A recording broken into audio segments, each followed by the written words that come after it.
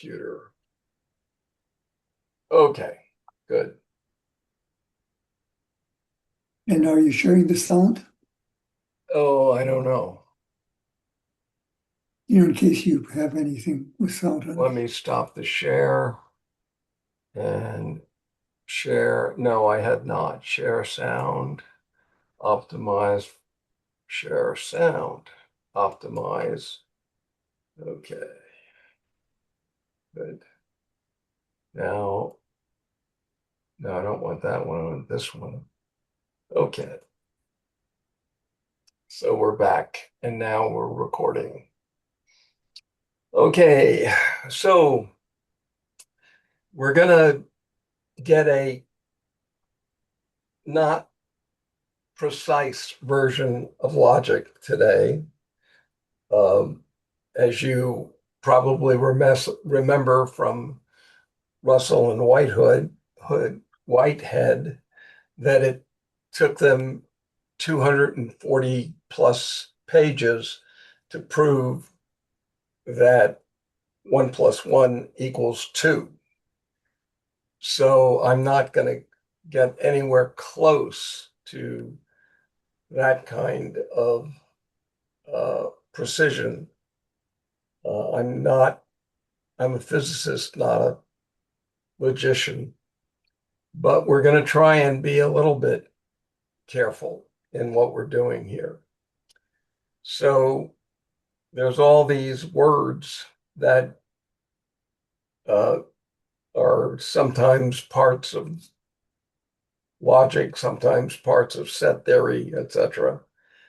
And um, but we're going to start at a place where none of these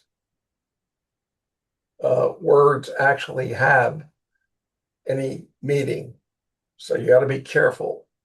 We're going to be saying a lot of stuff, and I'll be talking about things that really don't exist in what we're talking about. So let's get started. Where is my I don't want to do what I did. Let's, okay, yeah, let's put this at the bottom. Okay, good.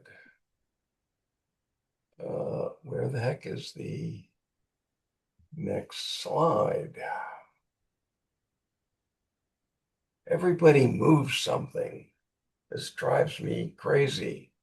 Mathematica has come up with a new version, and the slides are no longer where they used to be.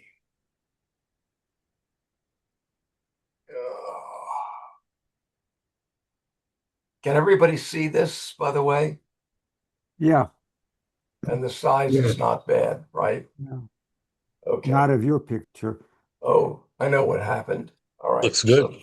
So the first thing I need to do is up it to 2,200 and then start the presentation. Okay. And then, all right, now my slides are where they're supposed to be. Okay, now let's go back to the beginning. And it's a little bit bigger. If I make it 150, can you hit this?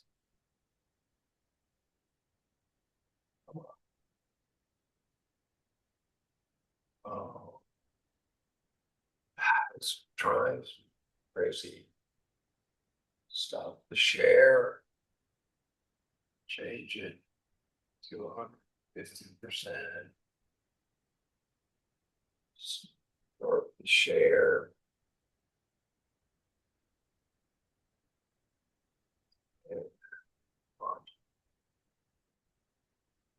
Okay, now everybody can see the slide, and is it okay? Yeah, I think so. Okay, good. I think it's pretty centered.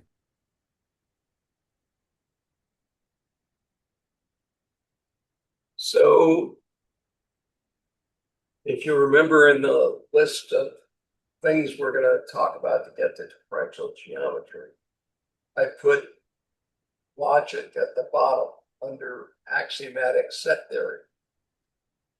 And the reason for that is that logic is the language that is used to describe axiomatic set theory. So our first, although what we want is axiomatic set theory, we'll get it next lecture. We'll get it started, but I'm not sure we'll be able to get it finished in the next lecture because I'm doing Goldilocks in between. I won't have as much time to build it. But so our first section is going to be propositional logic. And the key notion of propositional logic is a proposition, not unsurprisingly, I hope. What's a proposition?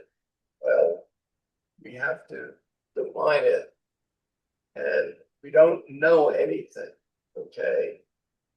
So a proposition P is, we'll call it a variable, but we don't know what a variable is, so we'll just keep going.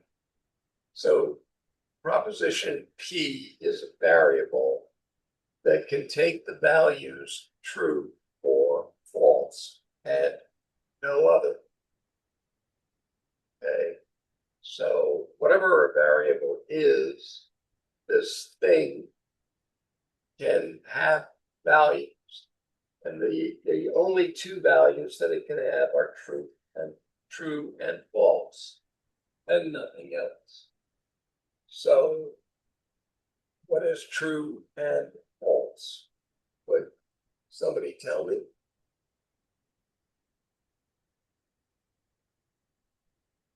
Anybody know what true means?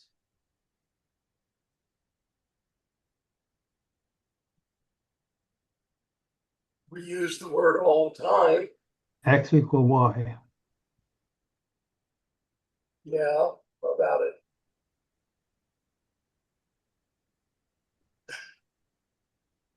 Maybe true means not false. Well, then what's false? It's a True. tautology. The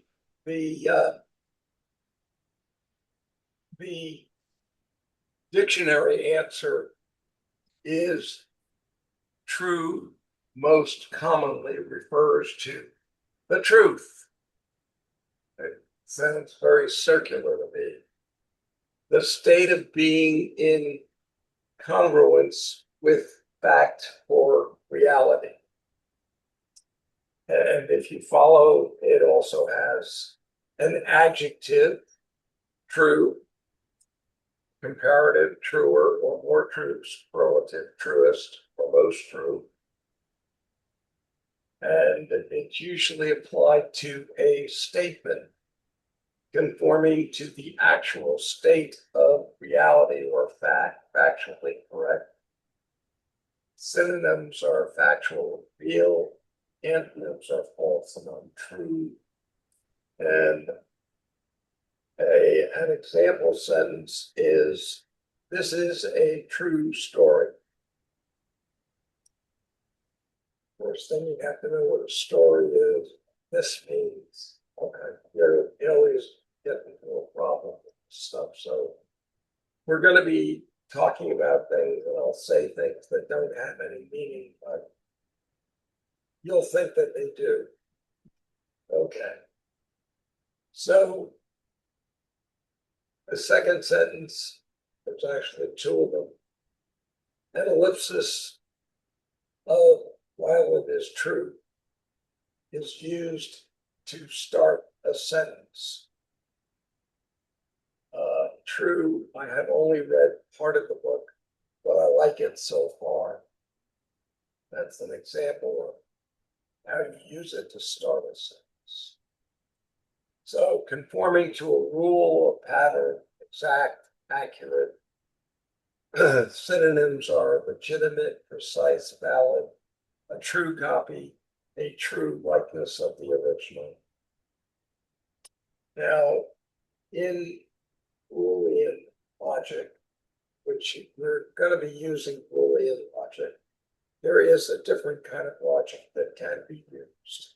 The type that Russell and Whitehead developed in Principia Mathematica, and that's called type theory.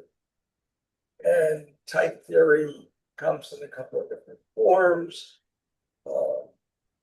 and it is the basis of Lean, if you've heard about it. And Lean is this amazing program that can be used to prove truths in mathematics. So we're going to use the other version that is usually developed. And this started with Greeks, and of course, everything started with the Greeks. And then around, they didn't have a real logic to it, but around Leibniz, we got a almost complete version of Boolean logic. And then Boole in the 19th century developed Boolean logic, the first accurate version of logic. So the definition says of a state in Boolean logic that indicates an affirmative or positive result. So all you know in Boolean logic is that some proposition is true. You don't know what that means. Okay. A and B is true if and only if A is true and B is true. That's an example of Boolean logic. You don't know what true means. Then the definition finishes with, this is a true Parmesan cheese. It is from the Parma region. So, although we really won't know what the hell we're talking about, because we're going to be talking about something that we call true and false, we're going to treat it as if this meant something for us. Any questions? No, but something can't be both true and false at the same time. Is that true? Well, it depends. As is always the case in mathematics, that's called the excluded middle, and we're going to use it. But there are mathematicians who do not believe that that's true. So there's a whole different way of doing logic where the excluded middle is not allowed. So, but that's what we're going to do. We're going to use the excluded middle. My question is this: is two-valued logic, such as you're developing now, appropriate to relativity theory? Whereas when you start to talk about quantum mechanics, you really need at least a third value. That's Maybe. controversial. That's many mathematicians will not believe that that is true. Some physicists do. So I personally do not. I only believe that true and false exists. But that's a belief, not a proof, not something provably, not something provable. So you can choose whatever you want to choose. Bob, I don't know if others have see the same thing, but the white text for me is very small. I just wondered if you could make it a little bigger. Okay. But do other people, I'm okay if other people are okay. No, it is pretty small. Okay, stop the share. Go up here. Uh, Make it 200%. Go back to here, share. Got those clicks. There's watching. And okay, hopefully now it's readable. Yeah, it's better, certainly It better. is a little better. Okay. Also, Bob, your voice does not seem to be very loud to me for some reason. Is there a gain control or?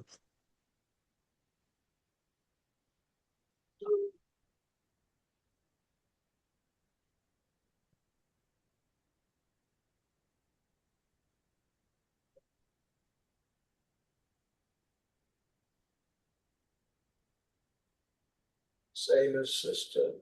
External headphones from speaker. Noise removal.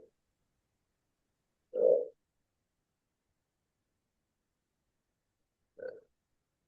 There's no, here's audio settings. Okay. Output volume. I moved the output volume to 100% now. So hopefully that's better. Whoever was asking. Is that better? I think it's better, I didn't ask, but, I have my volume turned all the way up, and for Okay. some reason Oh. it's You're all just amazingly loud to me. oh, Sorry. maybe that's a little bit better. Okay. Sorry. Best I can do. Says it's paused. Okay. Okay, so that's it. The proposition P, from the point of view of propositional logic, is simply something that can have any one of two values. One, sometimes called true, sometimes called one, sometimes called T. They're all equivalent Boolean logics. And the other one is usually called not true or false or zero or F or whatever. Okay. So that's what a proposition is. So what does the definition say? I mean, the dictionary says, is that what I'm, no, I'm sorry. Okay. So IS, in particular, propositional logic has no way to decide whether a complex statement is actually true or not. And I just use this one. There is terrestrial life. Any complex statement may be true or not, and that's not the task of propositional logic. Propositional logic deals with the complete proposition. So you just build a proposition from other propositions, and there are rules for how to tell whether a complete proposition is true or false. And until you can get to the point of where you can actually decide whether it's true or false, you have to assume that it's either true or false, and you can't assume it's either. It could be true, it could be false. So a proposition just assumes that it's either got one of those two values. So you can say things like this proposition B may have value true. You can do that, but if nothing is said, if you haven't declared something to be true. It's either true or not true. Okay. And so true and false, this is the part where we're going to assume the law of the excluded bill. Going to assume that true and false cannot be accurate at the same time. All right. Any questions so far?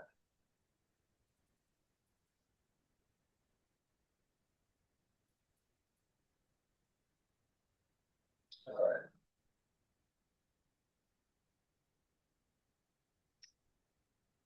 So it's not the task of propositional law logic to decide whether a complex proposition in the winter it's colder outside than now.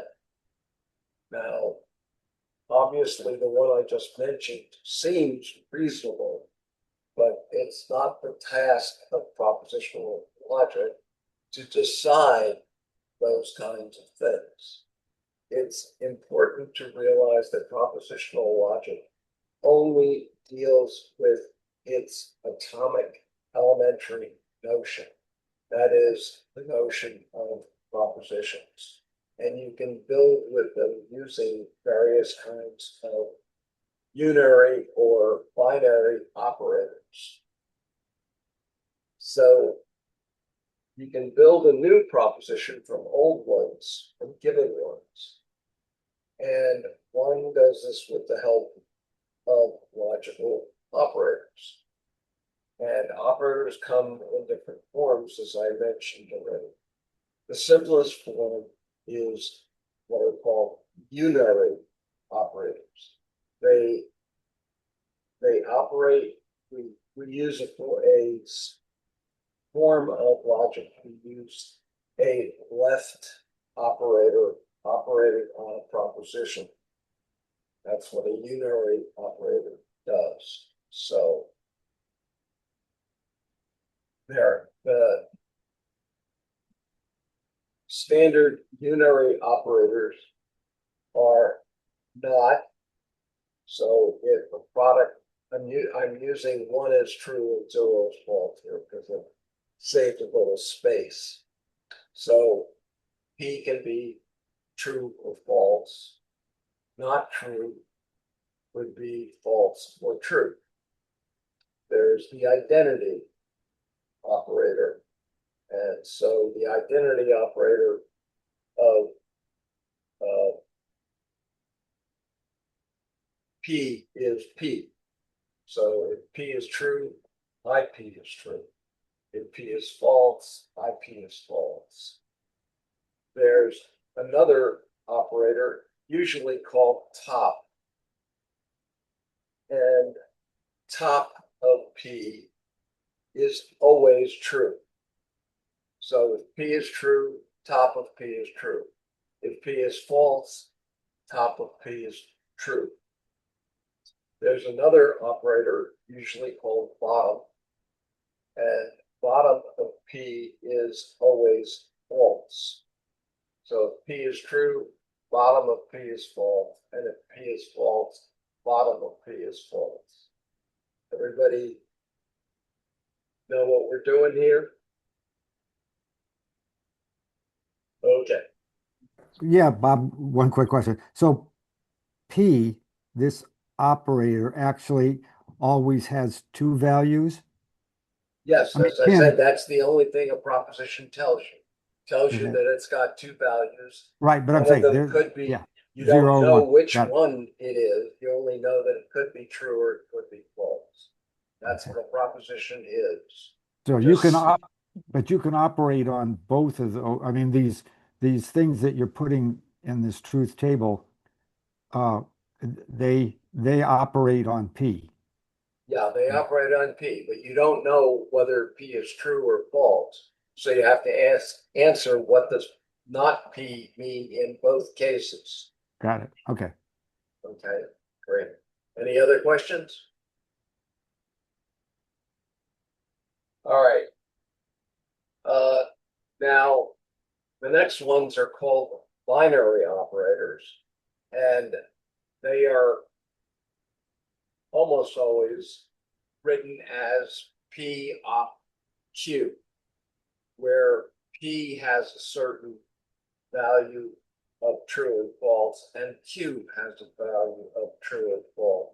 So usually we write the combination as true, true, true, false, false, true, and false, false.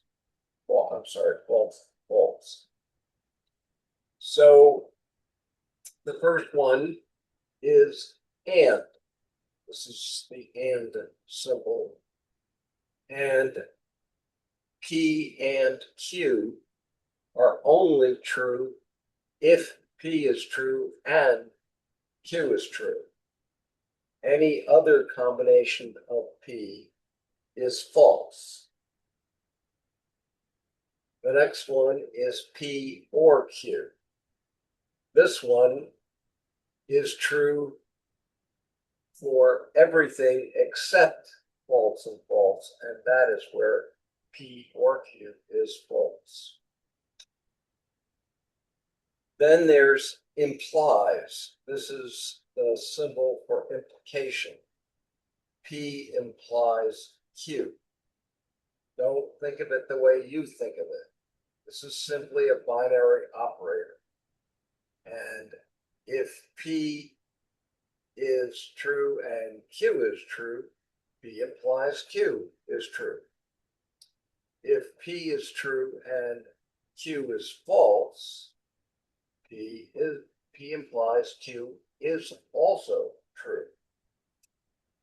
If P is false and Q is true, then P implies Q is false. And the most important one, if P is false and Q is false, P implies Q is true. Got to get this one in your head the right way, or everything falls apart in logic. This is the most important of binary operators. Although you can build that, you can actually show that NAND over here is the most important one. Talk about that in a little way, but okay. So here P is equivalent to Q. So if P is true and Q is true, P is equivalent to Q. If P is true and Q is false, P equivalent to Q is false. If P is false and Q is true, then P is equivalent to Q is also false. But if P is false and Q is false, P is equivalent to Q is true. Okay. So then there's NOR. This is the NOR symbol, not the exclusive NOR. This is the NOR. So P NOR Q. If P and Q are both true, that's false. If either one of them is true and the other is false, they're both false. If they're both true, then, if they're both false, then P nor Q is true. Bob, I think you've got something wrong on implication. If P is true and Q is false, the whole statement is false, not true. Yes, that's what I said. If P is false and Q is... Second row. If P is true with a 1 and Q is false with a 0, then P implies Q is false with a 0, not a 1. Let me check it. I'm going to have to stop the share, unfortunately. And the next row, P false. Hang on, I do one thing at a time. I can't do two Okay. things. Sorry, just my mind doesn't work that way. Okay, so implies true, comma, false.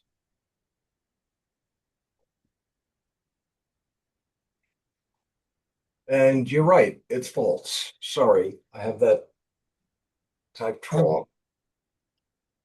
That's false. All three rows, except for that row, are true. So the No, one, it implies true, comma, false is false. correct, but the other three are true. Which ones are you saying? Well, I don't see your screen right now, but the fact of the matter is, in the case of implication, the only row that's false is true implies false. P implies Q. That's false. All the others are true. Uh, implies false, comma, true is true. Yes, that's right. All, And as I said, implies true is obviously true. and And false implies false implies is also true. of false, comma, false is true. Okay. So you're right. Everything is true except uh, true implies false is false. So whatever I had, I screwed that up. Thank you for catching that. Now let's go back to my share and we'll select logic. Where's logic? Oh, what the hell?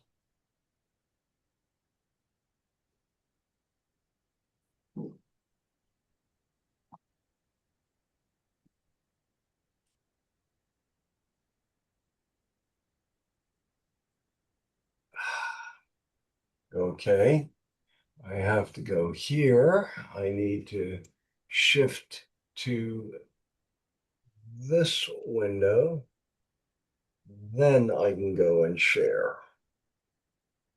So let's stop the share and share and logic and share. Okay. So you're right. This one should be true. Sorry about that. So nor is false, false, false, true. NAND is false, true, true, true. This is a different way of writing NAND, so it's the same as this one. And P is not equivalent to Q is, I got it right on this one anyway. And then there's not P, not implies Q, Q and the converse of this is P converse Q and not P converse Q. Anyway, this is only 10 of the 16 binary operators, and some of them don't have defined names. So P is always Q is equivalent to P, but I haven't found a symbol for P always Q. And Q always P is equivalent to Q, and I haven't found a symbol for that. there's also P false Q, which is always false. And then there's P true Q, which is always true. And that brings us up to 14, and I don't remember the other two anyway. There's a total of 16 different binary operators that you can define. But it turns out if you're very careful and very uh, accurate, there is one of these, NAND, from which all of the others, NAND and I forget one of these, maybe some other, I think top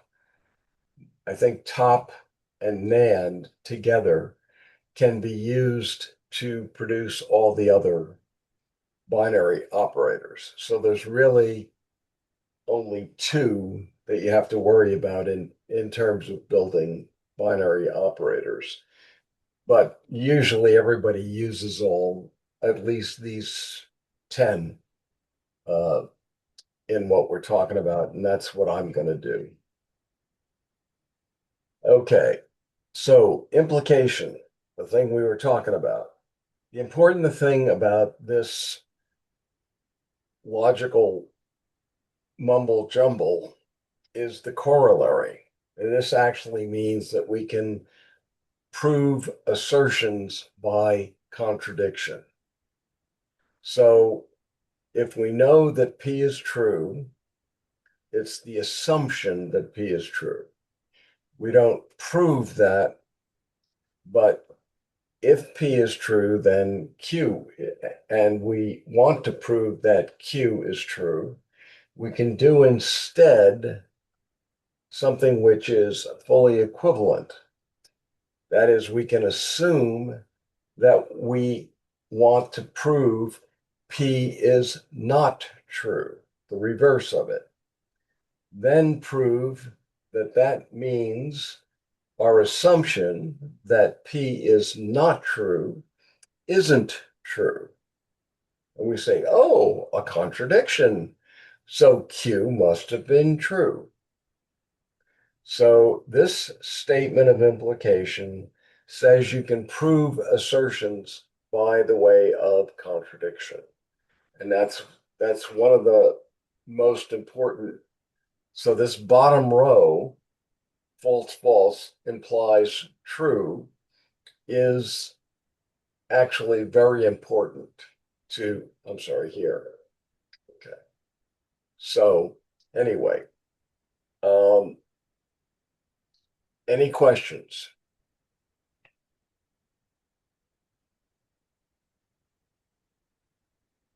It's a very elementary principle, but a very useful one, a sharp tool of mathematics. And there's, unfortunately, usually at least one math professor in a math department that doesn't believe it's true. There are mathematicians that they call themselves intuitionists or intuition. They call it intuitionist logic. And it's really a pain. We're not going to use it because the cost is that you have to constructively prove everything. Can't use contradiction. Now, many people think that's very meaningful and certainly a better result if you can build something constructively. But I'm not one of those people. I'm going to use proof by contradiction. If any of you are intuitionists, talk to me about it, but I'm just going to be using ordinary contradiction. And as I said, the last line is 0 implies 0 is true. And this principle has been in place for long. It even has a Latin name, ex falco quodidibet, something like that.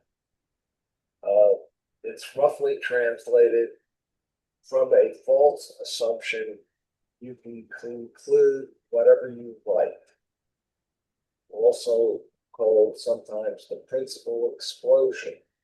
It means if you start a logical argument with a false statement or contradiction, such as claiming a statement is both true and false at the same time, you can validly prove any claim you want true, no matter how absurd. So that's why we don't allow it. It's falso, Falso, not with a C. Where did I type it wrong? Where? Ex falso quadlibet.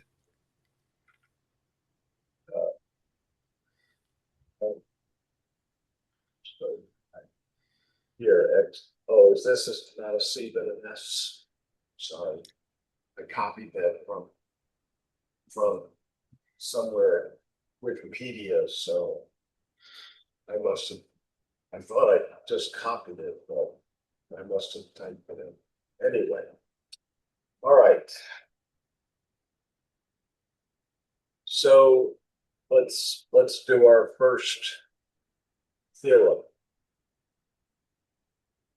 P implies Q is equivalent to not Q implies not P.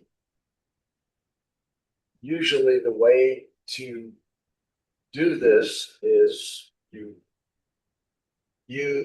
take all values of P and Q, then you take all P values of not P and not Q, find what the values of P implies Q, and then you take a look at what not P implies not Q, and you find that the table is the same. So the Mathematica has the ability to do this for you automatically, and it's called satisfiable Q. And so I have, and they don't use the equivalent sign, it's equals a double equal sign. They've got some changes, but implies P, not Q. And these light blue things means these are just variable. I have no idea whether they're true or false. And that is equal to implies not P of not Q. And when you type that into Mathematica, it comes out true. Satisfiable is a way to build these tables up in the most efficient way and find out if they're equivalent. So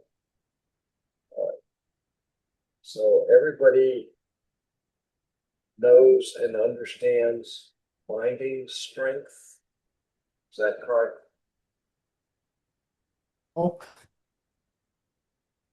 I'm sorry, I didn't understand what you said. I said no. I said everybody understands and knows, but I Oh, can say no. Okay. But that's okay. No, keep going. No, wait, I was afraid that might be true.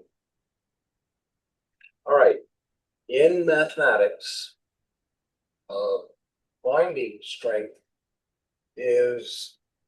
it's much more complex than what I'm going to talk about. This is a very simplified version. Binding strength in mathematical and logical formulas refers to operator precedence, or how tightly an operator connects its operands. So it directs the order of operations without needing extra parentheses. For example, multiplication binds tighter than addition. So A plus B times C is equivalent to A plus the quantity B times C. You don't have to write the parens. is because we use binding strength. And there are several, I mean, there's probably about 33 different binding strengths in various formulas. So, like I said, I'm not going to talk about them. The most usual ones are called PEMDAS, parenthesis, factorial, exponentiation, multiplication, division, addition, and subtraction. Yeah, this makes sense to me. I just didn't know what the term was. I understand how this works and that this exists. So I just had never heard it referred to as binding strength. Oh, well, yeah, that's what it's called. Okay. So PEMDAS is an acronym used primarily in the United States as a mechanism to get people to enforce the order of rules of confidence of computational precedence. And it's usually explained as parenthesis, exponentiation, multiplication, division, addition, and subtraction. Factorial is not usually put into PEMDAS, so, but that's parentheses is first, factorial is second, exponentiation, etc. So, but like I say, if you actually look at it, there's about 32 different levels of binding strength, so it's quite complex. So just as an example, if you have the highest, which is exponentiation, actually their hat or square root, the surd symbol, then you might have an example 2 plus 3 squared, which is evaluated as 2 plus 9 plus 11. And you can get the medium ones, divide and times, and examples of add is the lowest one. So we agree on decreasing binding strength in the decreasing sequence that I gave previously in the logical statements. So not is very strong, and is not so strong, or is even less, and implication, and then this is equivalence, different symbol for equivalence. So you have to extend all of the different symbols, and you need to extend the binding strength. So as I said,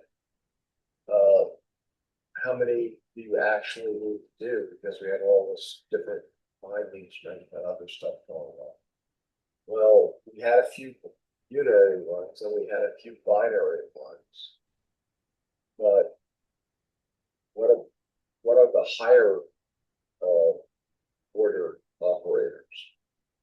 Well, let's say there's an operator here. I have a light bulb operator, and it eats n propositions. I bet. Anyway, so this will be an operator of all of the n propositions, the n order, sorry, it will provide an operator of order n. So what I mentioned about before is that you can construct all higher order operators from a single operator. And you're able to build an arbitrarily high operator from only one single binary operator, and that's called NAND. So the table is this. So as an exercise, I would consider that you should take a few of the other operators and using the NAND operator, and I think you also have to use the top operator, then you can construct any other binary operator using those two operators. So we don't need this binding strength stuff at all. We could just use a single operator, but it gets very complex to do that stuff. So we do the other stuff. So somebody tell me how to write the NAND operator and some unary operator to create the AND operator. This is just a trivial resolution. Not NAND. Good. Yes. All right. So I said it was trivial. And let's do a non-trivial test. What is not the top operator of P, NAND Q? Anybody can do that in their head?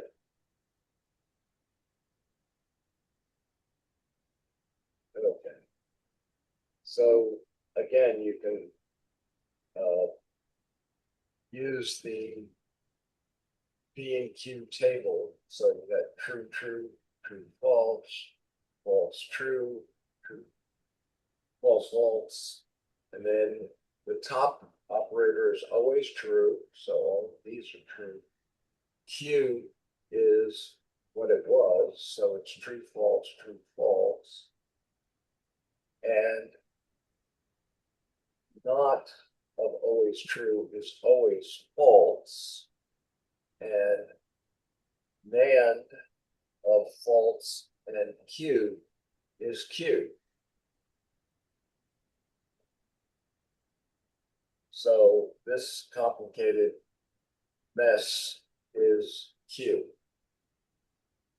All right. And just to show that that what I just said is actually true, you can do the satisfiable of and of true and Q, which is on the right side, is equivalent to not NAND of true and Q for any Q, and that is true. So this produces this table for you efficiently. Okay. So that was a very quick recap of propositional. I didn't take 200 pages or whatever Russell and Whitehead to do propositional logic. Now we'll proceed on to predicate logic. Everybody know what we've done so far? Everybody following what we're doing? Any questions? All right. Predicate logic. Now, a predicate is what one might informally describe as a proposition valued function of some variable or variables. Now, I say variables because it could depend on several variables. So you could have a proposition P of X, and its truth value depends upon the truth value of X. So true or false is dependent upon whether X is true or false in some way, not defined yet here. You could have another predicate, Q of X and Y, It depends on two variables, X and Y. Now, Q, again, it's just a proposition. So it only has a true and false value. But that truth and false value depends upon the combination of the truth values of X and Y. So, like it was in propositional logic, where it was not the task to study complex propositions and find out whether they're true or false, it is strictly speaking not the task of predicate logic to tell you how these predicates are actually built.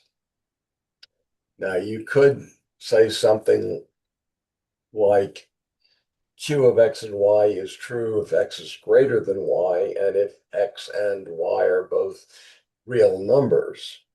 That would be a way of constructing such a predicate. But strictly speaking, it's not the task of propositional logic or predicate logic to construct them. Hopefully obvious in order to construct them, you need to have some further language. So how can you combine X and Y?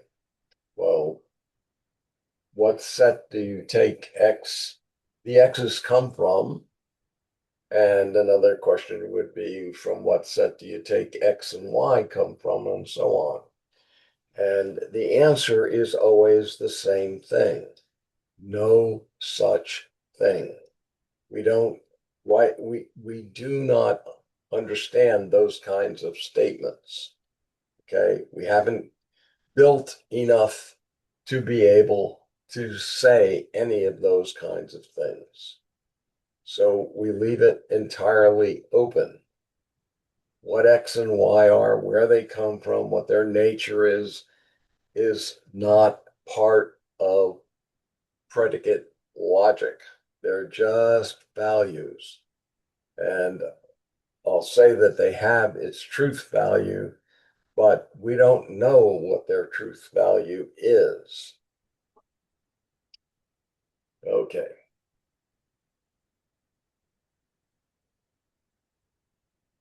Questions?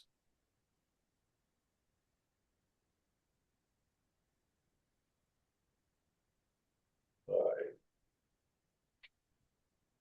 Now, Just one thing, you don't have to change it now, but, and I think it's probably happens to everybody, every other slide or so, the top sentence and the title are not on our page. They're buried. Am I the only one seeing them buried? They're under, you don't see 1.2 predicate logic? that was my fault. The meeting being recorded banner was on this whole time, and I never shut it off. Just me. Sorry. Okay. Great. All right. So you might say this is weird. I mean, ever since you've been in elementary school, we've been conditioned to say, what set does it come from? Now, the point is, we need to leave this open because we only want to define the notion of a set later. We don't know about sets yet. We're using this language that I'm trying to develop, and we want to use that language to describe sets, and we can't already use sets as part of the definition of sets. In fact, it will be to be a part of set theory, once we get to it, to introduce a fundamental predicate. And that predicate takes two objects, X and Y, and makes out of those two objects a fundamental proposition. And that fundamental proposition is either true or false. And I can write it f of x comma y is defined to be x is a member of y.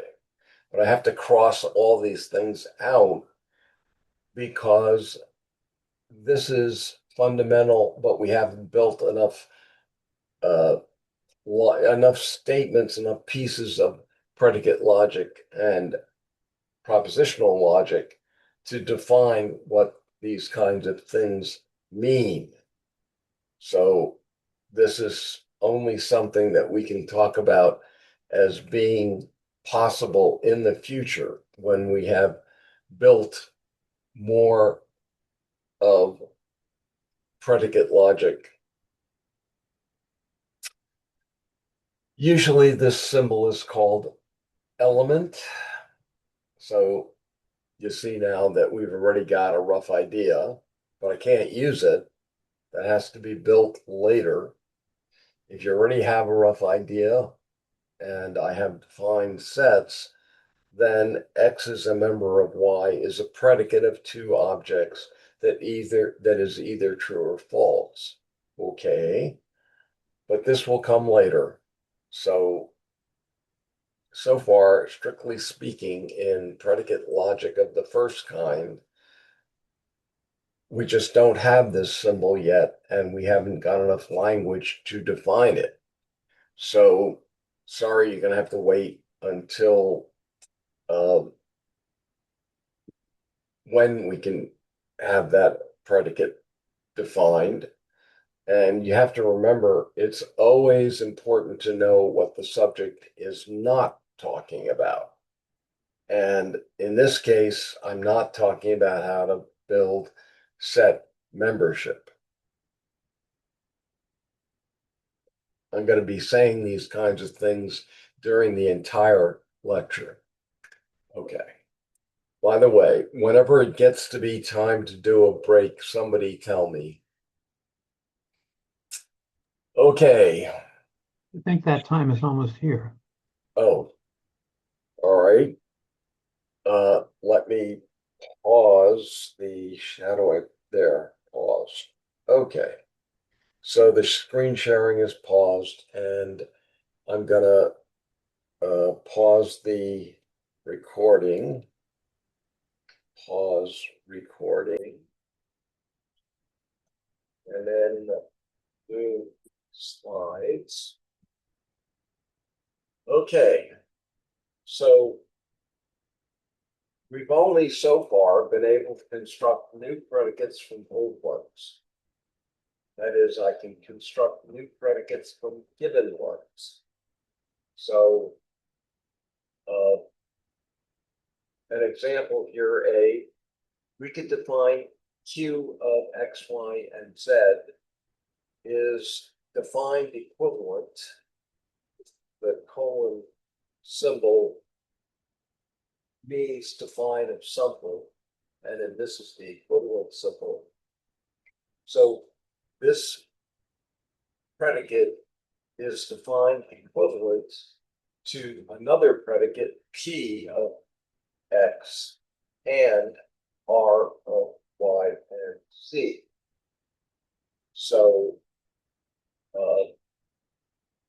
as I pointed out, defined equal means defined as, and this is actually defined as equivalent, which is a little different from defined as. So this whole thing, given X and Y and Z, Q of X, Y, and Z is a proposition. So we say it's defined equivalent to P of X and R of Y and Z. None of these things have any particular meaning. They're just propositions. And if an appropriate X is supplied and an appropriate Y and Z is also supplied, then P of X is a proposition and R of Y and Z is also a proposition. So using and means Q of X, Y, and Z is also a proposition. So one of the things you can do is to conjoin two propositions by the and operator, and you get a new predicate. This new predicate is a predicate of three variables. So doing stuff like this, you can create very simple new predicates. That's one of the tools that we use. One of the more interesting ways we use is for all.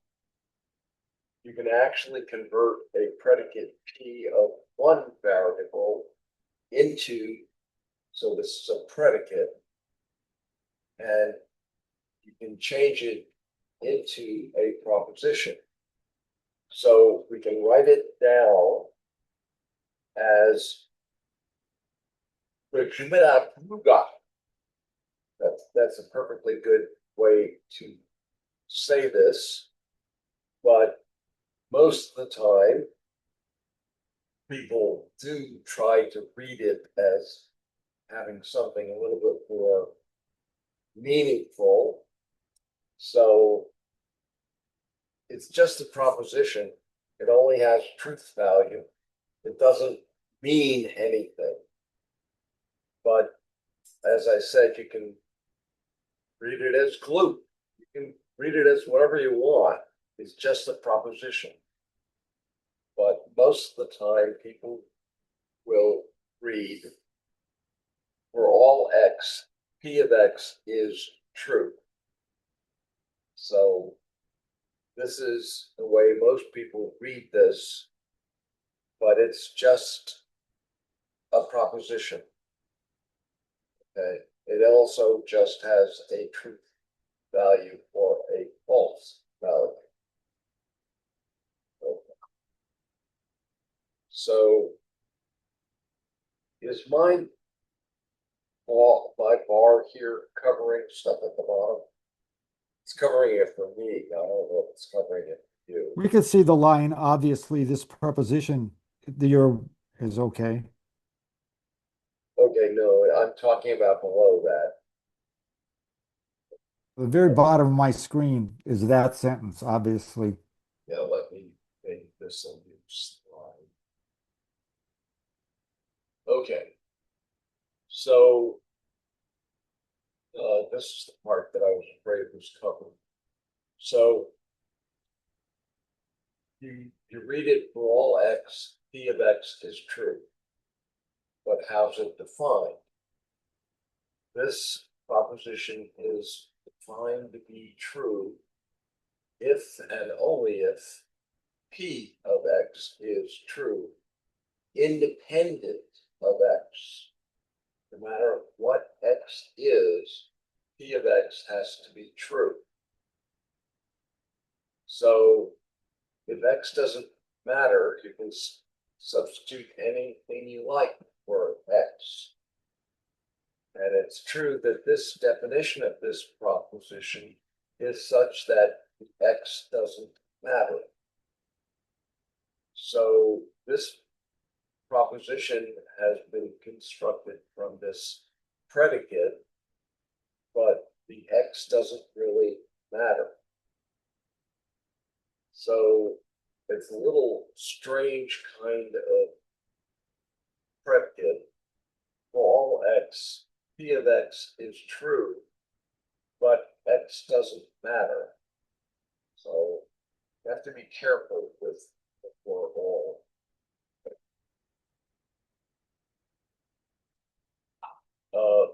As I have repeatedly warned you,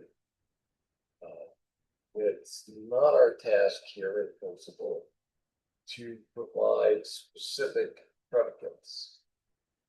Nonetheless, I'm going to give probably two feel-good examples, and I'll then define a predicate p of x. And this is the feel-good part, using language which always involves imprecision. P of X is defined equivalent. So you could write something like, if X is a human being, then that implies that X has been created. Okay.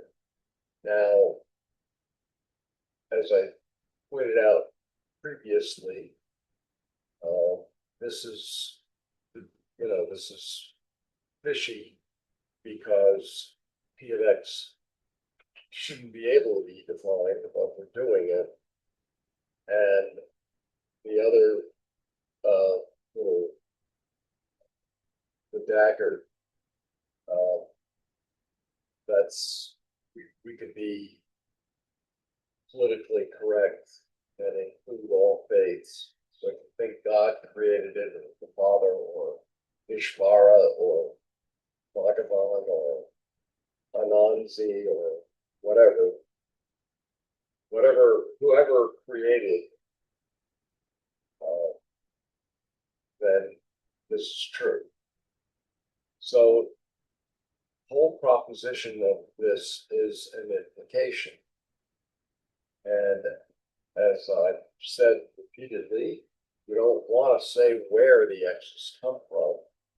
So I don't.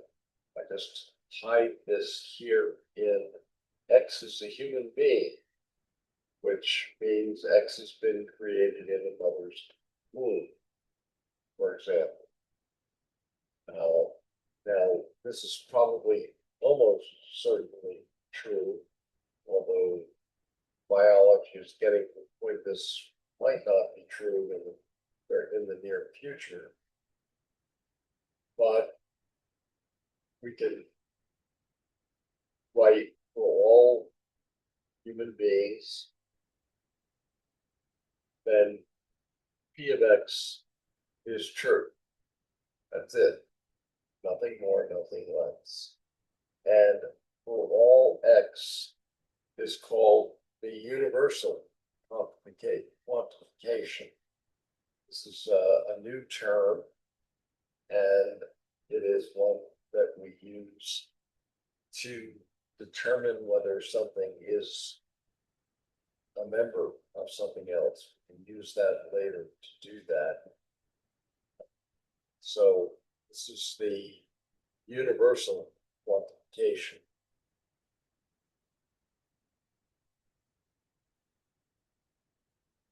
Another one of these feel-good examples is there exists. This is the brother of the for all quantification, and you write it as the backwards E quantification. So, and it's called the existence quantification proposition, and it does a similar thing. It takes a proposition P of X, one variable, and there's a different mumble jumble in front of it. So you can read this, there exists an X such that P of X is true. And that is defined equivalent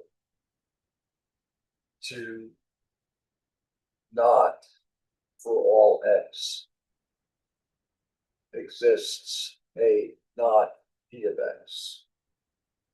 So will everybody see things at the bottom, or do I have to make it into a new slide again? Actually, let me do this. Okay. Didn't want to do that because it covers it. But now I know you should be able to read this. Okay, so this is how we read it. There exists an X such that P of X is true. How we define it?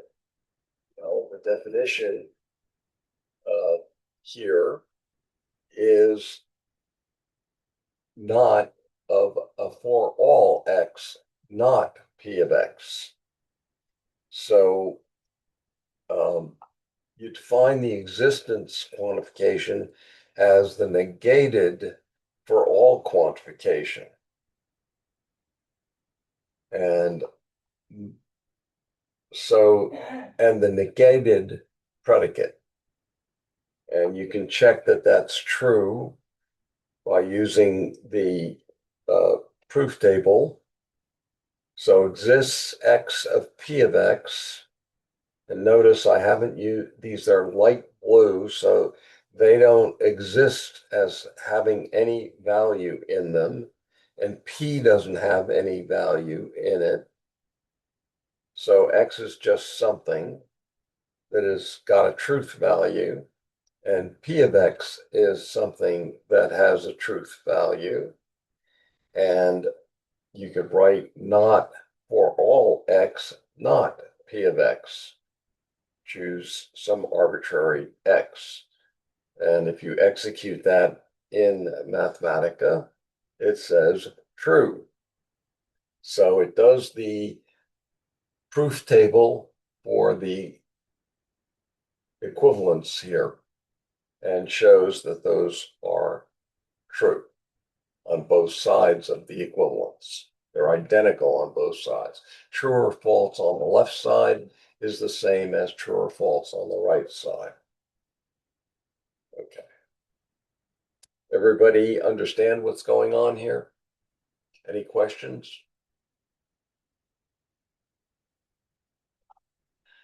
There's an immediate corollary, and this is for all x such that not p of x is, I'm sorry, there should be another colon here,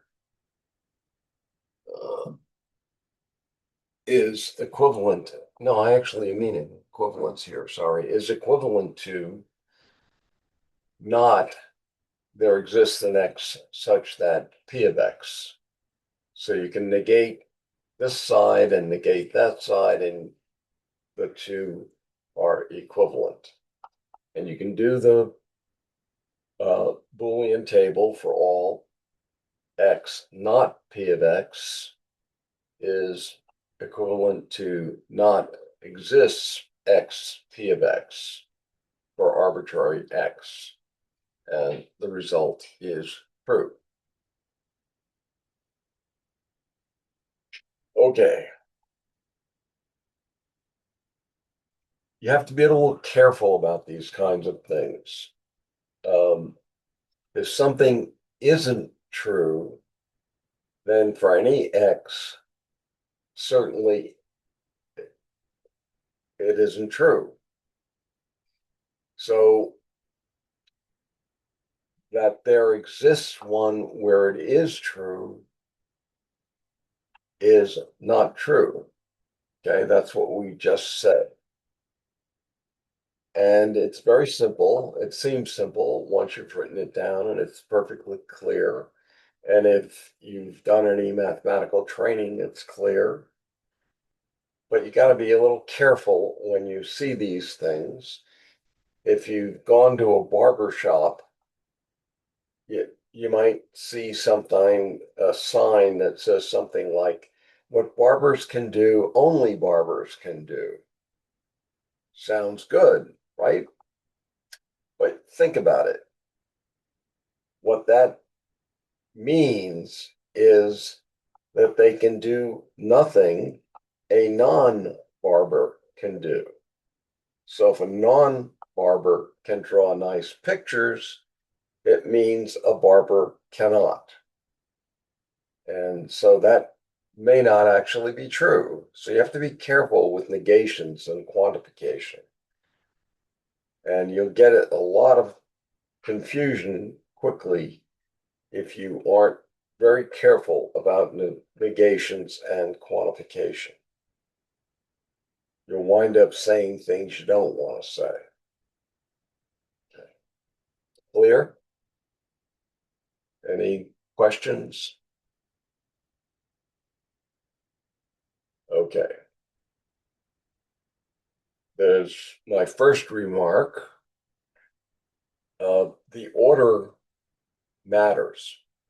we can use quantification for predicates of more than one variable.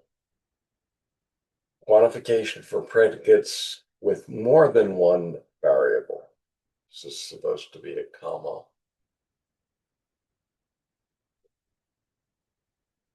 Okay.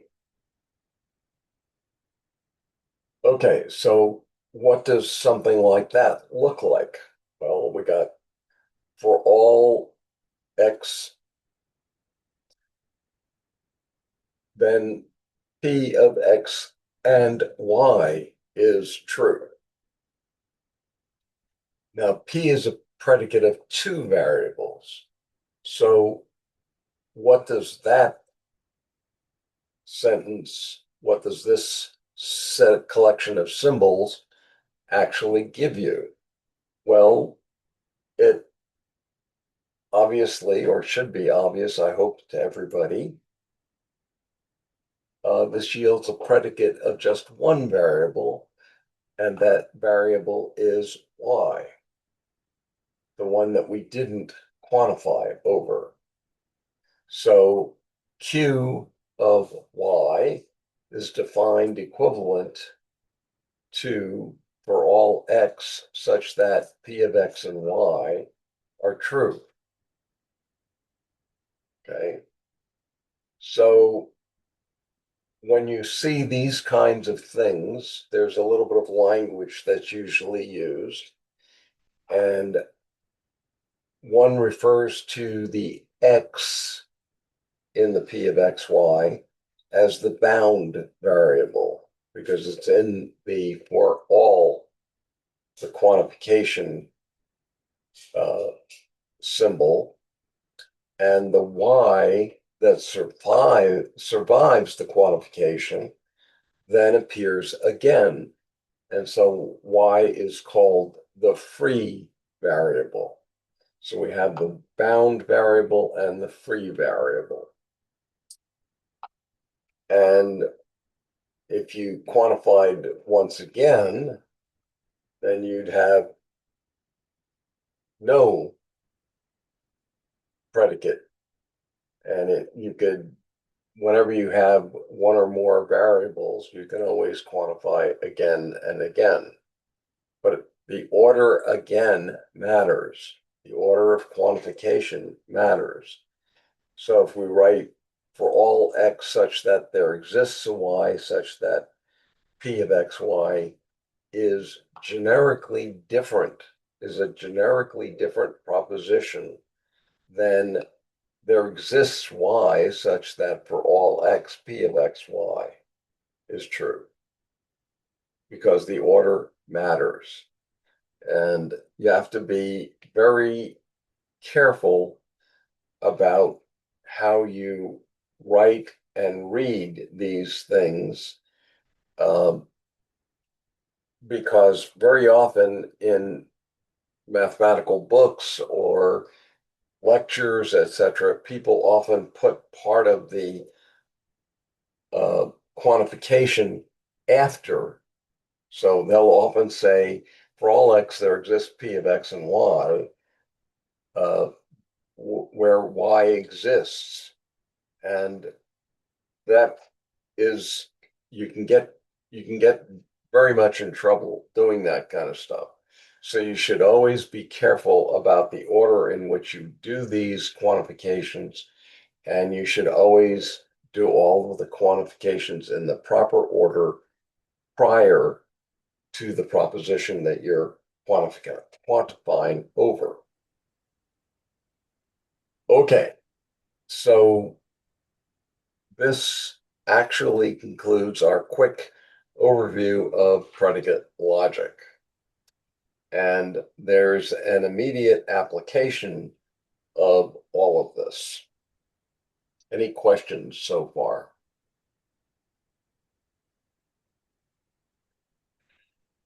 Okay, so our next section is axiomatic systems and theory of proofs. Now, I'm sure you've met proofs in your physical physics lectures and theoretical physics lectures, but most mainly in mathematical lectures. But what actually is a proof? Well, it's a way of arguing, one, why something is true, and two, of something else that you assume is true. So you start with something that you assume is true, and then you do a sequence of arguments which should be able to be true in each step. And then when you've done that kind of valid rule of writing down a proof, you'll have a proof. So this can actually be defined. There's some subtleties in this which actually render some of the proofs that are usually given as proofs are really non-proofs, but we're not going to be in that kind of depth to be able to find these kinds of things. We're going to give a definition of what a proof is. Okay. So in order to get a definition of a proof, you need to start something first. And that's the definition of an axiomatic system. So that's what we're going to define next. Let's see. I guess. Okay, I'm going to make this into another slide, but so my notes that I show in this first one are all going to be on the next slide. Sorry about that. Because I can see that they go down to the bottom and you'll be able to. Okay. All right. So an axiomatic system, I have a note here. The note, you'll see all this work is in preposition to write down axiomatic systems that define set theory. That's why we're doing this. So an axiomatic system is a finite, and finite is the important word. A finite sequence of propositions, and we usually write A equals A1 to AN, and these are called the axioms. So it's sometimes also called a propositional scheme. If the proposition is, for example, for all x p of x is just a proposition, but you can actually take the p of x out, and then what is it? Well, for all x. Then I can use p of x as an individual object, which then may be true in maybe an infinitely many instances. And in this kind of a case, it's called a propositional scheme. So if p of x works with an infinite number of instances, then it's called a propositional scheme.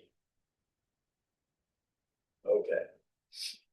So we have a list of propositions. Each one could be true or false, but we're going to call them axioms. And because it is an axiom, they are called the axioms of the proof, and they are assumed to be true. We don't know that they're true. We simply assume them to be true. So what's a proof?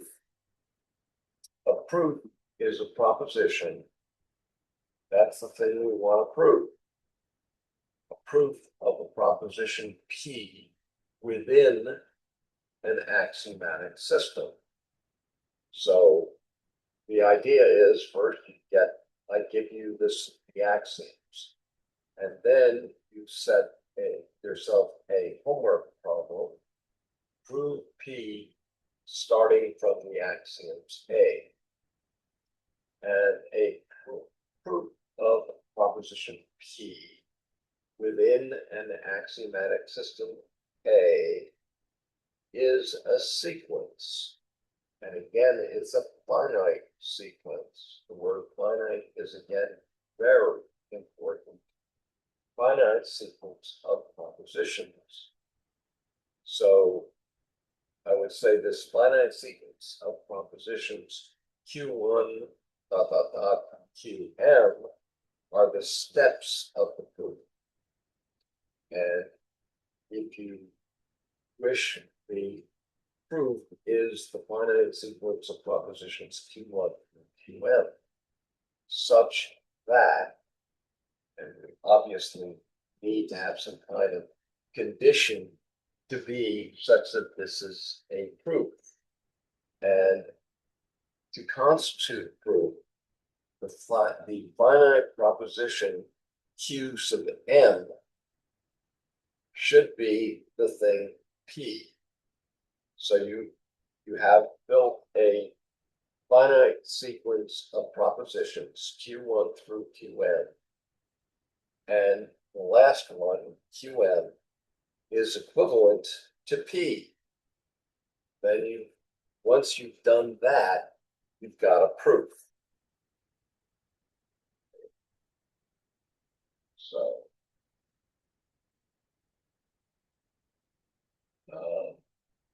yeah. Now, every once in a while, somebody will say, hey, this can't be true. I mean, what do you mean by finite? What do you mean by numbers? 1, 2, 3, 4, 5, n. Because we haven't defined sets yet. How on earth are you talking about numbers? Well, you could write these down using what's called the checker strike. It's an up arrow. And so you can have a sub up arrow, a sub 2 up arrows, a sub 3 up arrows, dot, dot, dot. So logicians often call these pre-mathematical numbers. Okay. So if these lectures that I'm giving were attended by a mathematician, he'd be shouting all the time, hang on a second, this is too vague. That's not true. This is not the full first predicate logic approach. And to shorten things, I've already shown things like the use of tables. Well, that is impossible. Okay. We haven't shown that truth tables actually work, and so on and so on. So, but it gives you the right idea. At least I hope conceptually you can see what we're doing without too much of the formal nitty-gritty.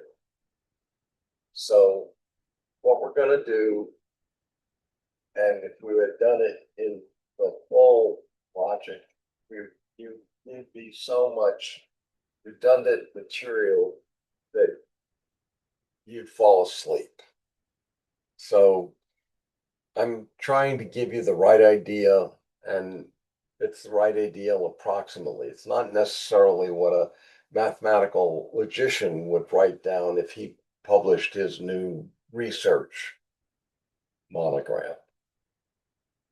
Now, as I said previously, if you've proved P, if you have a final step PQM, then the last statement should be what you wanted to prove.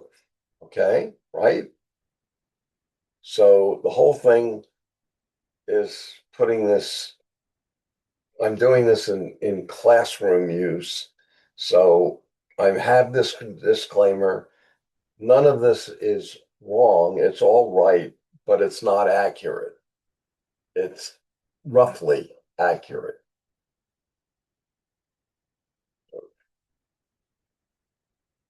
So the allowable steps of a proof, because we've only said that there's a finite sequence of steps, every allowable step of a proof,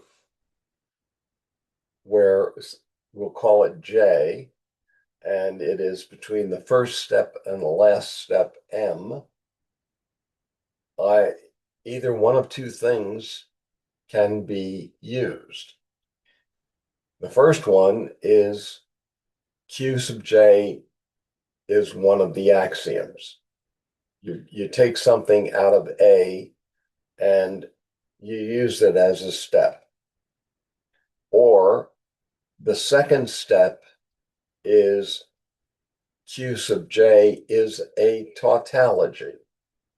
And a tautology is P and not P. So that's what a tautology is. And so this is always true, P and not P. And the last step that's possible is called modens ponens. There exists, and I'm again using numbers that we haven't talked about, all that crap. Okay, there exists two numbers, n and m, where they could be equal to 1 or whatever, but they're less than j, such that q sub n and q sub m implies q sub j is true. So that's what modens ponens says. This collection of symbols, there exists some set of numbers n and m between 1 and j, not equal to j, such that if you take those two previous steps in the proof and you and them together, then it gives you another true step, which is q sub j. So this is how you build a proof. Okay, you can either choose something from an axiom, you can give something that's a tautology, or you can take a couple of previous steps that you've already built to be true and use and with them to imply that your current step is also true. That's what a proof is. Any questions? Okay. Yeah, I have a comment. There is potentially another result you could get, and that is reductio ad absurdum. That is, you end up with something that is obviously false. That says something about your axioms, I guess. Well, that's the contradiction that's proving by contradiction. So you assume that it's true and you show that it's false, and then you have to say, oh, my assumption that P is false is wrong. It must be true. That's the thing. That's the reason we talked about uh, proof by contradiction. That's exactly what we were talking about that back then. Any other questions?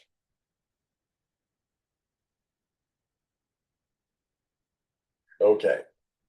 So if P can be proved from an axiom A and a finite sequence of statements, each of which is true, and the last one is P, then afterwards I write A, the axioms entail P. That's what a proof is. A entails P. The language is A entails P. The symbols are these. Okay, so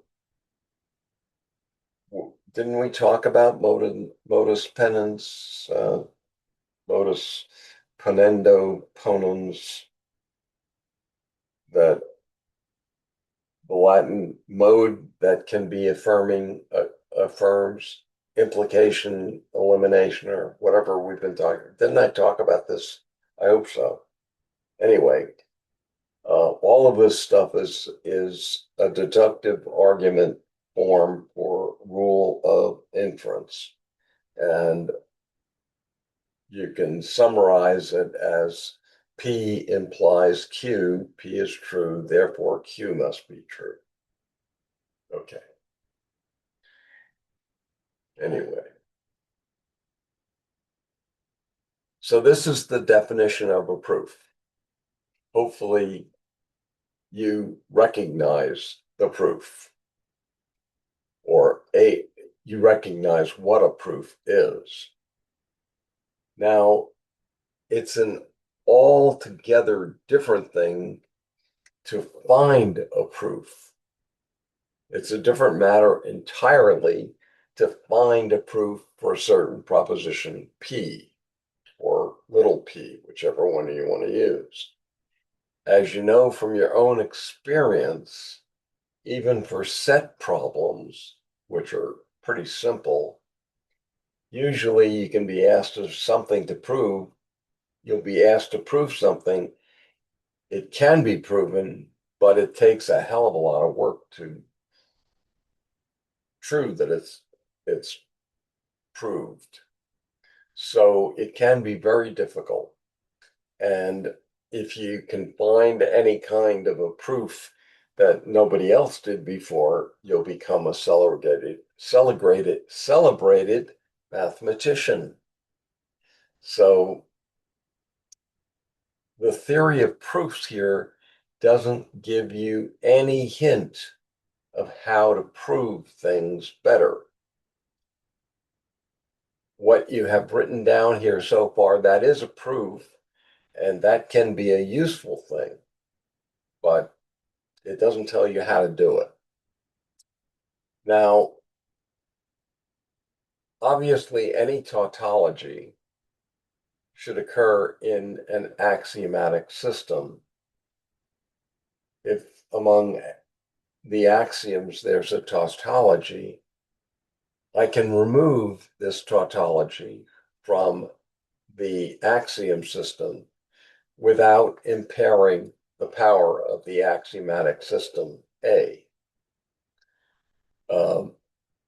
Okay, so here's an extreme case of this. What is the axiomatic system for propositional logic? What is the axiomatic system that describes propositional logic? Well, the list of axioms for propositional logic is the empty sequence. There are no axioms for it. Okay. So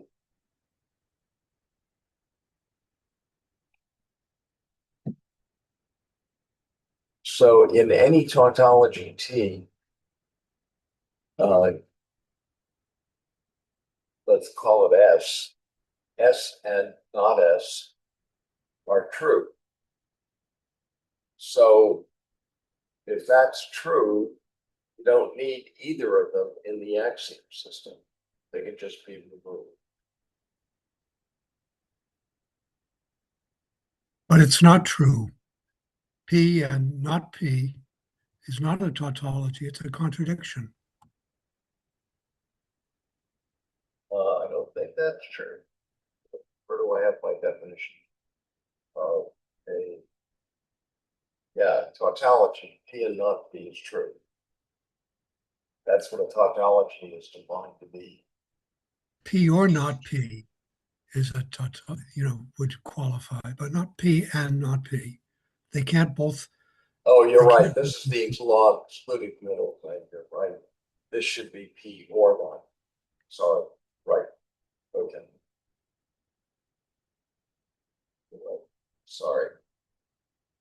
I do these kinds of things all the time.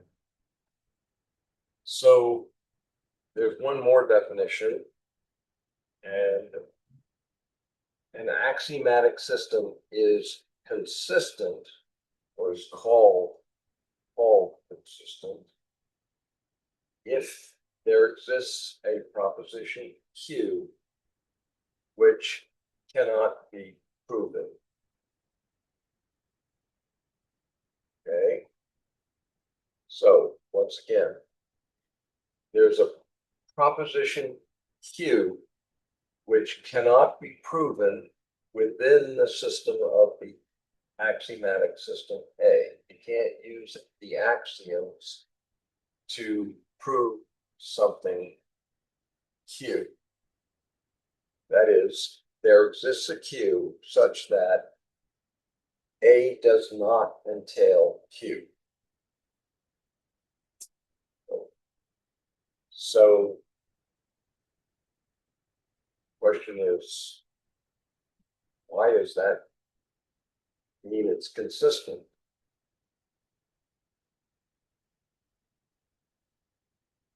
Well, the idea of this is maybe surprising.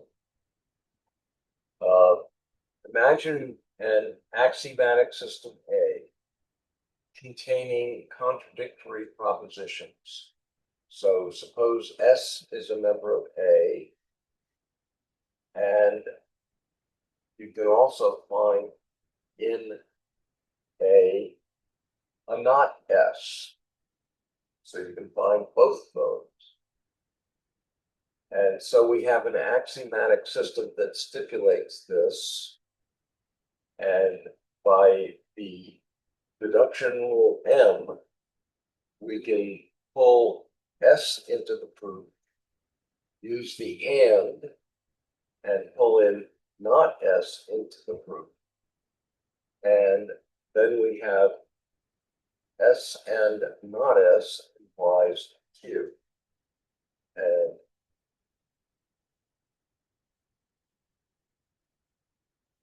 this, yeah.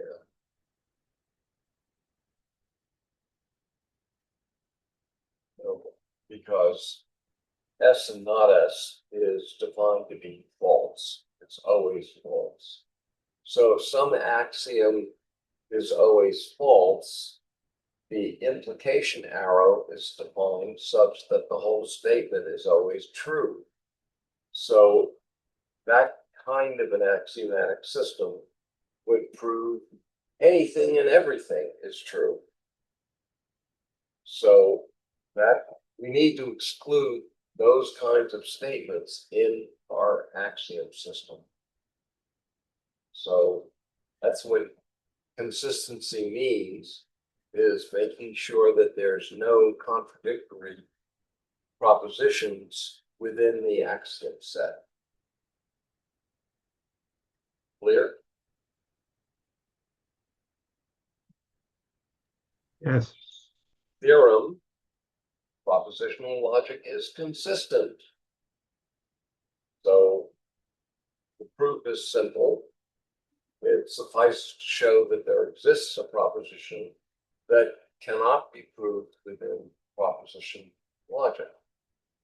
Now, propositional logic has an empty sequence, no axioms whatsoever. So the only rules for a proof are the tautology, S or not S, and for those dependent components. And those rules must carry the truth value of any proof. So the only way in which you can introduce an entirely new step is by writing down a tautology.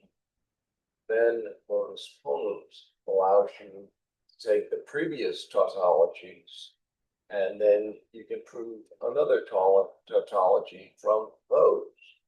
So propositional logic can only prove tautologies, and tautologies are always true. So any Q and not Q cannot be proven because not a tautology is false. So we constructed the proposition that cannot be proven. So propositional logic is consistent and the proof. It should be consistent, reassuring. Okay. So hopefully it's perfectly fine and clear how to define consistency, but it's perfectly difficult to prove it for a given axiomatic system. Propositional logic is a big exception because it has no axioms. And when the axiomatic system becomes more powerful, if you have more axioms, you actually do have some axioms, like the ones we're going to write down for set theory. You might ask the question, is this additional set of axioms consistent in this sense that we gave above? And it's very difficult to prove that. In fact, there are these statements first arrived at by Gödel that say, to a certain extent, I mean, this is not, again, everything I'm saying is roughly true. It's not even possible to show this under certain circumstances. I'm only going to give you a very rough taste of what one of the things Gödel proved. So that's a theorem, and it is roughly, not being technically accurate. It goes sort of as follows. Any axiomatic system that is powerful enough to encode the elementary arithmetic of natural numbers. So the elementary arithmetic of natural numbers are the positive numbers, not positive integers. So I'm already using quite imprecise language here when I say elementary arithmetic. What we mean, of course, is the kinds of things that you do in elementary school. You have to understand prime numbers, you need to understand product, addition, all of that elementary stuff. And so let's roughly say elementary school mathematics. So one would see in Gödel's proof that such an axiomatic system that is powerful to encode elementary arithmetic of natural numbers is either inconsistent or contains a proposition that can neither be proven nor disproven. That's Gödel's first consistency theorem, spoken very roughly.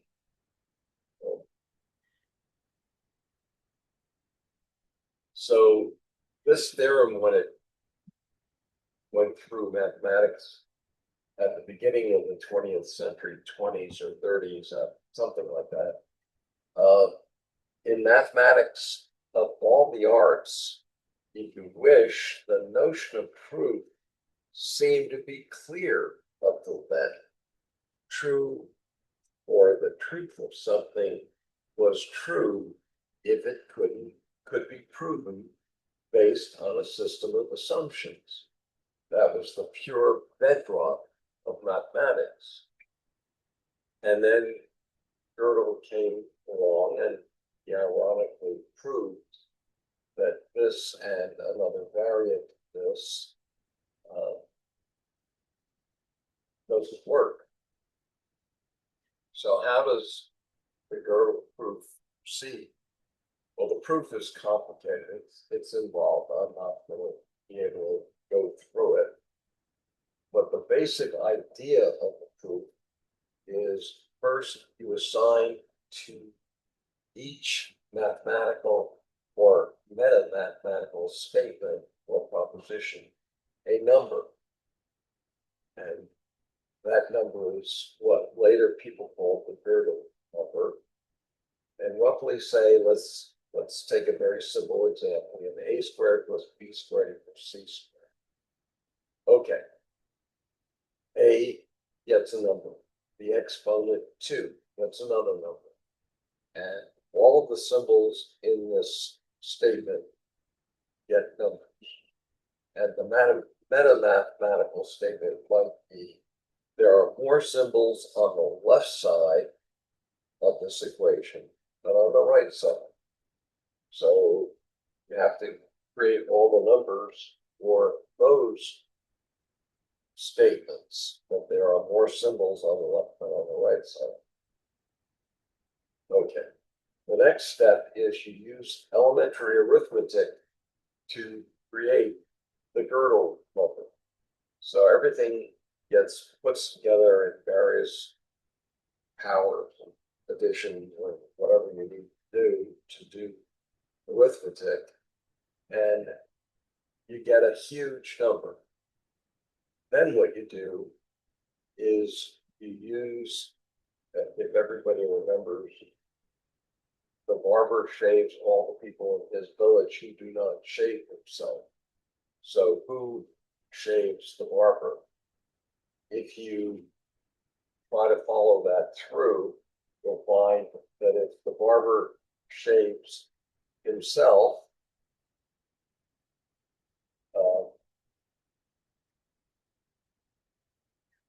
he shaves all the people who do not shave themselves.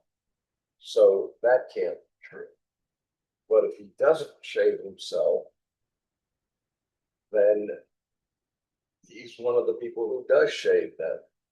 So that can't be true either. So this is inconsistent.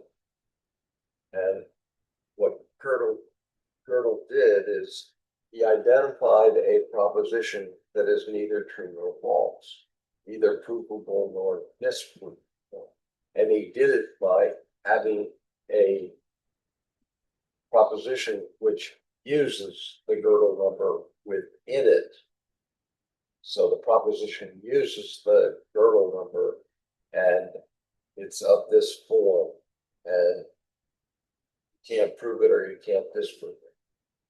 So that was what roughly, very roughly, only very roughly, what Gödel did. So this kind of thinking is a reflexive system. So you may have come across the idea that there are more real numbers than the integers. Go review that proof, because what Gödel builds is a reflexive such proposition that uses the Gödel number in its proof, and boom, get the non-provability of the result. Okay, so that's a very, very rough idea of what. Okay, any questions? All right, next 2 weeks from now, I'll start on set theory. And it will probably be short. I won't be able to finish it because I have a Goldilocks presentation next week. So sorry, that's just the way it's gonna be. What can I say? Hmm. So Uh, with that, what's the Goldilocks presentation going to be on? um, politics and Einstein. Okay. So, so let me stop the recording.